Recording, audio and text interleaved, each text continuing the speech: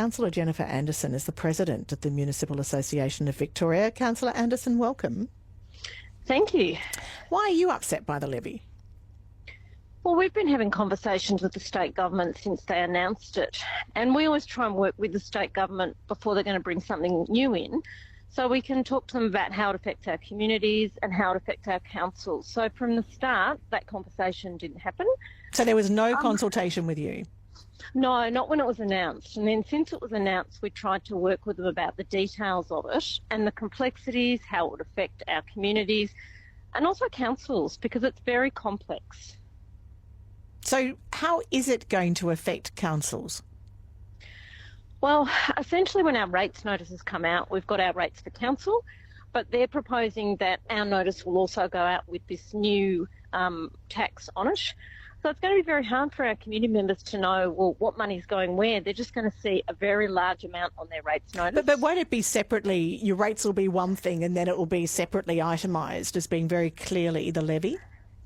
Well, we'll need to work with the state government about how that's communicated, and we also want to make sure that the state government is funding that and making sure that everyone is aware of what is going to councils and what is going to this new tax. So is it your understanding that essentially the rates notice goes out, it's got everything on it, whoever people pay, they pay the council will then be responsible for remitting that portion back to the government, is that correct? Yes, that is correct. So if a resident decides, well, I'll pay my council rates, but maybe not pay the levy, unfortunately, what we get, we have to divvy up between council amount and the state government. Well, if they don't pay the state government amount, there will be no divvying, surely? Well, this is still to be worked out with the state government as to how they're going to assist councils if we don't get the full amount of our rates, because then we can't do what we promised our community we were going to do. And what about the rebate? We know, for example, that volunteers who are active volunteers will get a rebate. Are you also responsible for processing that? Well, I think the original proposal they thought we would be, but we strongly advocated at the Municipal Association of Victoria that that is very difficult for us to do, and privacy issues, we don't have those lists. So my understanding is the state government has committed to administering that side of it, getting the determining who is allowed to have a rebate back. And they would therefore need to determine first who had paid the levy, wouldn't they? So there's going to be a fair bit of bureaucracy, I guess, would be the way to put it. It is not simple in any way, shape or form, which is why councils did not want to be the administrator of this, and it was felt that the State Revenue Office was better to administer it, and then they could deal with the complexities. Well, it's in legislation now, so it's going to become effective. I mean, how much more work needs to be done before the systems are ready for it to operate? Well, essentially our rate notices will go out as soon as every council's done its budget, and we try to get them out as timely as we can. And so we'll just have to work really hard with the state government to try and make sure that they've got a communication plan, that the community knows what is state and what is council. So, yeah, it's going to be a lot of hard work for all councils, even before we've got all the full information from the state government. Are the councils happy, though, that this could mean potentially, well, hopefully, more equipment, better resources for emergency services? Oh, look, I haven't met anyone that doesn't want more support to our emergency services. And in fact, councils support our emergency services all the time. We lease out buildings to our SES for peppercorn rents, and we do maintenance, and we're always helping out our emergency services. And council plays a huge role when emergencies come along. So there's no question about wanting more money for them. It's just this is essentially a new tax. It's more money that has to be paid directly on top of any other revenue that the state government has. You're listening to Councillor Jennifer Anderson, who's the President of the Municipal Association of Victoria. Councillor Anderson, just a related question. Volunteers can get rebates if they're active volunteers, but also farmers and areas declared eligible for drought assistance can also get a rebate. And last week, the number of those areas was expanded, but places, for example, in central Victoria have been left out. We spoke to one farmer from Murrindindi Council, for example, who feels really aggrieved, worst conditions in more than 4 decades, but still no classification as being eligible for drought assistance. Is there concern within the MAV, within your association, about which areas are in, which areas are out?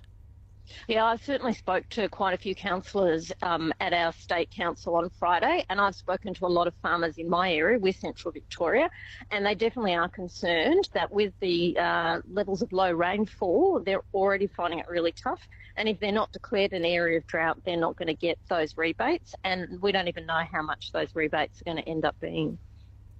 Oh, so you don't know what that rebate is for drought assistance areas? I'm not sure. That's a state government. They would determine what the areas are and what the amounts would be, and I'm not across that. You'd have to talk to a state government representative about that one. Are councils, though, regional councils, active in advocating for their area to be included for drought assistance? Yes, look, certainly if residents and farmers do get in contact with our councils, we then get in contact with the various authorities that determine flood funding, disaster recovery funding, etc. And certainly I know councils have done that before if they've been left off the list. But there's no guarantee. All we can do is advocate. Councillor Jennifer Anderson, good to talk to you. We'll stay in contact with you as this levy, I assume that there's going to be more details and more processes put in place. We'll stay in contact with you. Thanks very much, Ali. That is the President of the Municipal Association of Victoria. We have requested several times for Ross Spence, who is the Minister for Agriculture, to come on just to explain to us this drought assistance funding and also just what the process is. Victoria does have a policy of not declaring, making drought declarations, but instead they do declare eligibility for drought assistance. And if you look at a map of where those declarations have been made, there's quite a bit in the middle that have been left out. So it'd be good to get some clarification of how those decisions are made. Talking about the budget, Michael's joined us from Ballarat. Hello, Michael. Oh, hello. Thanks for having us on. I rang earlier about what we'd like to see in the state budget. Oh, yes. And what I'd really like to see is a look at firstly, the land tax issue. You've got people going broke. Can't they have your home and one property? And see, there's a fella, there was a business whose land tax had gone from about 7,000 or 8,000 to 240,000. That's a big. So you think there should be one property exempted?